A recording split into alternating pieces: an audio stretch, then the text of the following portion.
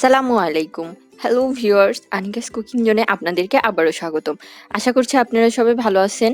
আমি আলহামদুলিল্লাহ অনেক ভালো আছি। আমি চলে এসেছি আবারও আপনাদের সামনে নতুন আরেকটি রেসিপি নিয়ে। এই রমজান মাসে ইফতারির সময় যে জিনিসটা না হলেই না, সেটি হলো ছোলা ভুনা। ছোলা ভুনা খেতে সবাই অনেক পছন্দ করে।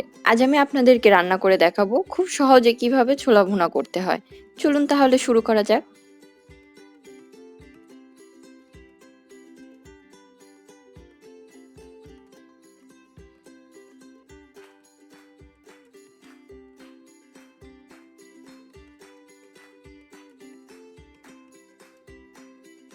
প্রথমে আমি পরিমাণ মতো ছোলা ভিজিয়ে রেখেছিলাম ৪ ঘন্টা।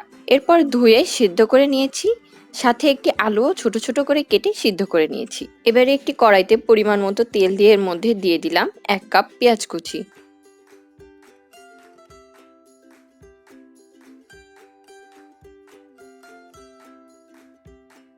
পেঁয়াজ হালকা বাদামি কালার হয়ে আসলে দিয়ে দিব ২টা তেজপাতা,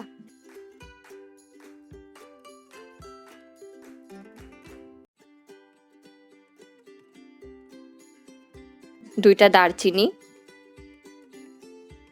২টা এলাচ।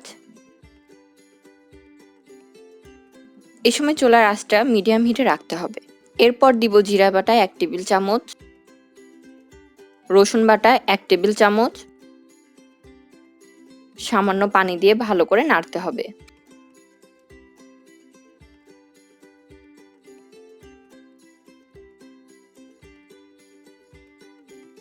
এরপর দিব ধনিয়া গুঁড়া ১/২ টেবিল চামচ,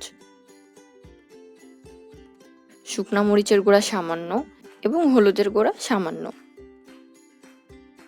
এবারে ভালোভাবে নাড়তে হবে।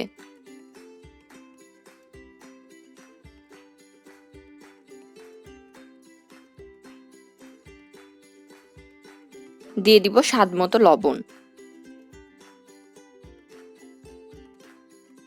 এরপর দিয়ে দিব সিদ্ধ করে রাখা ছোলা ও আলু। ভালো করে নাড়তে হবে।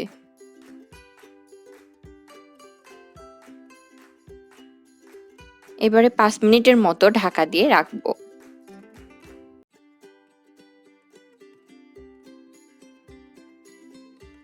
৫ মিনিট পর ঢাকনা খুলে হালকা করে নেড়ে সামান্য পানি দিয়ে আবারও ঢেকে দিব।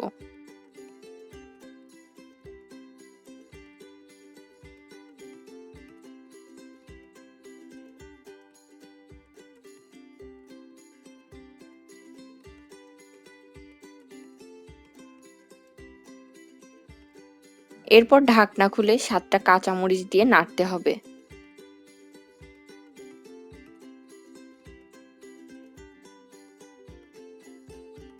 এরপর দিয়ে দিব ১/২ টেবিল চামচ জিরা গুঁড়া।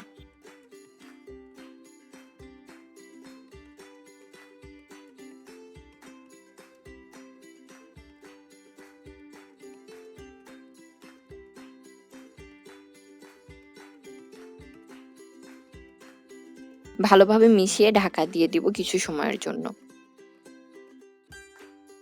ঢাকনাটি খুলে একটু নাড়তে হবে। ব্যাস, তৈরি হয়ে গেল ছোলা ভুনা। আজকের রেসিপিটি ভালো লাগলে অবশ্যই আমার চ্যানেলটা সাবস্ক্রাইব করবেন এবং মজার মজার রান্নাগুলোকে সবার আগে দেখার জন্য বেল আইকনটিতে ক্লিক করবেন। আমার রান্না ভালো লাগলে অবশ্যই একটি লাইক করবেন।